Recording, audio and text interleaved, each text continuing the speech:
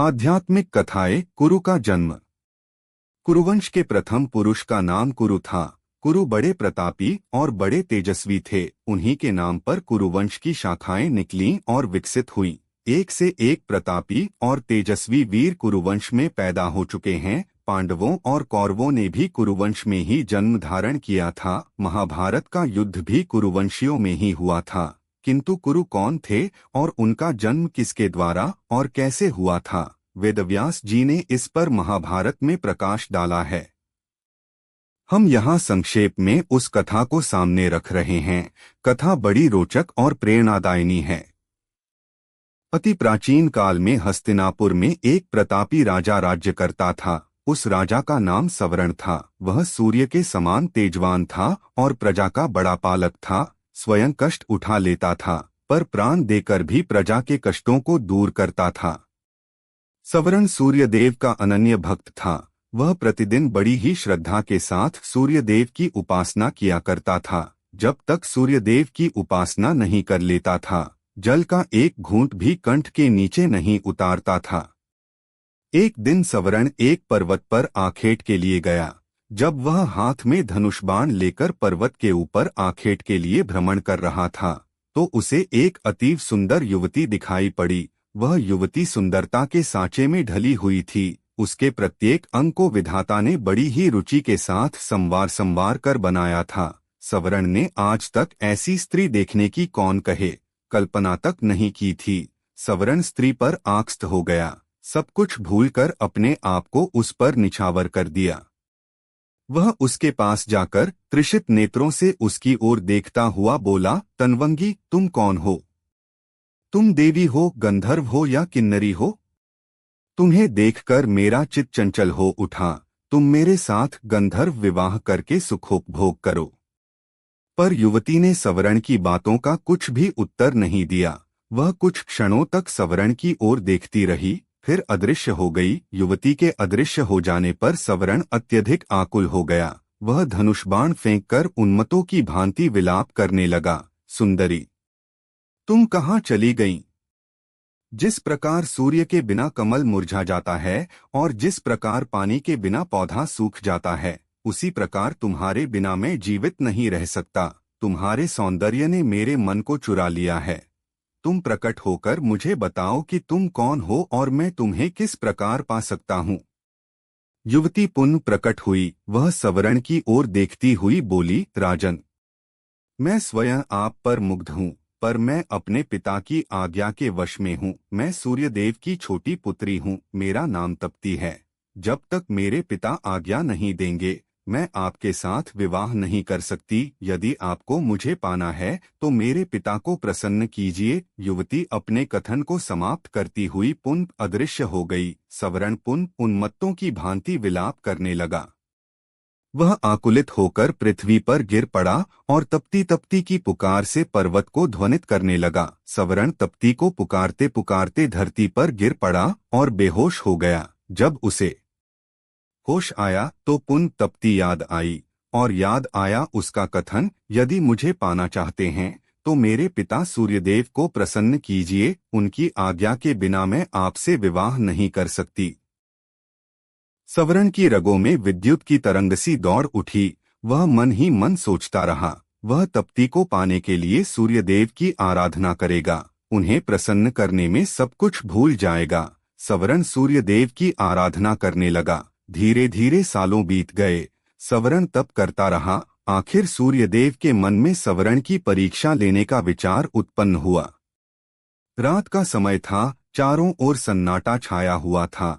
सवर्ण आंखें बंद किए हुए ध्यानमग्न बैठा था। सहसा उसके कानों में किसी की आवाज पड़ी, सवर्ण, तू यहाँ तप में संलग्न है। तेरी राजधानी आग में जल रही है।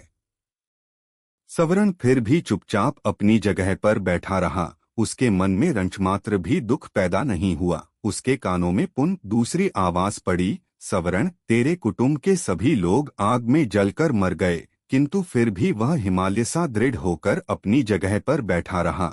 उसके कानों में पुनः तीसरी बार कंठस्वर पड़ा, सवर्ण, तेरी प्रजा अकाल की आग में जलकर भस्म हो रही है। तेरे नाम को सुनकर लोग थू थू कर रहे हैं। फिर भी वह दृढ़तापूर्वक तप में लगा रहा। उसकी दृढ़ता पर सूर्यदेव प्रसन्न हो उठे और उन्होंने प्रकट होकर कहा, सवर्ण, मैं तुम्हारी दृढ़ता पर मुग्ध हूँ, बोलो तुम्हें क्या चाहिए। सवर्ण सूर्यदेव को प्रणाम करता हुआ बोला, देव, मुझे आपकी पुत्री तप्ती को छोड़कर और कुछ नहीं चाहिए। कृपा करके मुझे तप्ती को देकर मेरे जीवन को कृतार्थ कीजिए। सूर्यदेव ने प्रसन्नता की मुद्रा में उत्तर दिया, सवर्ण, मैं सब कुछ जानता हूँ। तप्ती भी तुमसे प्रेम करती है। तप्ती तुम्हारी है। सूर्यदेव ने अपनी पुत्री तप्ती का सवर्ण के साथ विधिवत विवाह कर दिया। सवर्ण तप्ती को लेकर उसी पर्वत पर रहने लगा और रागरंग में अपनी प्रजा को भी भूल गया। उधर सवर्ण के राज्य में भीषण अकाल पैदा हुआ। धरती सूख गई, कुएं, तालाब और पेड़ पौधे भी सूख गए। प्रजा भूखों मरने लगी। लोग राज्य को छोड़कर दूसरे देशों में जाने लगे। किसी देश का राजा जब राग रंग में डूब जाता है तो उसकी प्रजा का यही हाल होता है।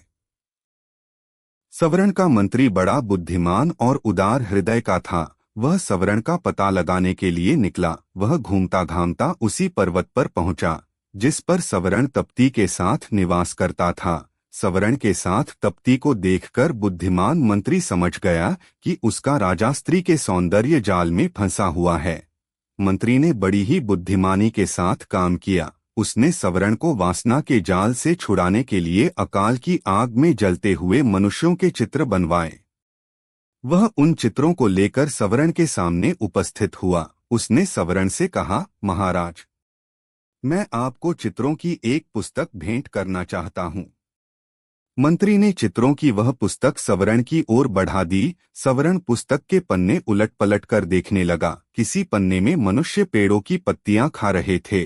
किसी पन्ने में माताएं अपने बच्चों को कुएं में फेंक रही थीं। किसी पन्ने में भूखे मनुष्य जानवरों को कच्चा मांस खा रहे थे और किसी पन्ने में प्यासे मनुष्य हाथों में कीचड़ लेकर चाट रहे थे।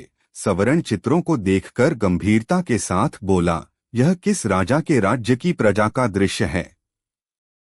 मंत्री ने बहुत ही धीमे और प्रभावपूर्वक स्वर में उत्तर दिया, उस राजा का नाम सवर्ण है। यह सुनकर सवर्ण चकित हो उठा। वह विस्मय भरी दृष्टि से मंत्री की ओर देखने लगा। मंत्री पुनः अपने ढंग से बोला, मैं सच कह रहा हूँ महाराज, यह आपकी ही प्रजा का दृश्य है। प्रजा भूखों मर रही है। चारों ओर हाहाकार मचा है। राज्य में न अन्न है न पानी है। धरती की छाती फट गई है। महाराज, वृक्ष भी आपको पुकारते पुकारते सूख गए हैं। यह सुनकर सवर्ण का हृदय कांप उठा। वह उठकर खड़ा हो गया और बोला, मेरी प्रजा का यह हाल है और मैं यहाँ मद में पड़ा हुआ हूँ। मुझे धिक्कार है। मंत्री जी, मैं आपका कृतज्ञ हूँ। आपने मुझे जगाकर बहुत अच्छा किया। सवर्ण तप्ती के साथ अपनी राजधानी पहुंचा। उसके राजधानी में पहुंचते ही जोरों की वर्षा हुई। सूखी हुई पृथ्वी हरियाली से ढक गई। अकाल दूर हो गया। प्रजा सुख और शांति के साथ जीवन व्यतीत करने लगी। वह सवर्ण को परमात्मा और तप्ती को देवी मानकर दोनों की पूजा करने लगी। सवर्ण और तप्ती से ही कुरु का जन्म हुआ था। कुरु भी अपने माता पिता के समान ही प्रतापी और पुण्यात्मा थे। युगों बीत गए हैं, किंतु आज भी घर घर में कुरु का नाम गूंज रहा है।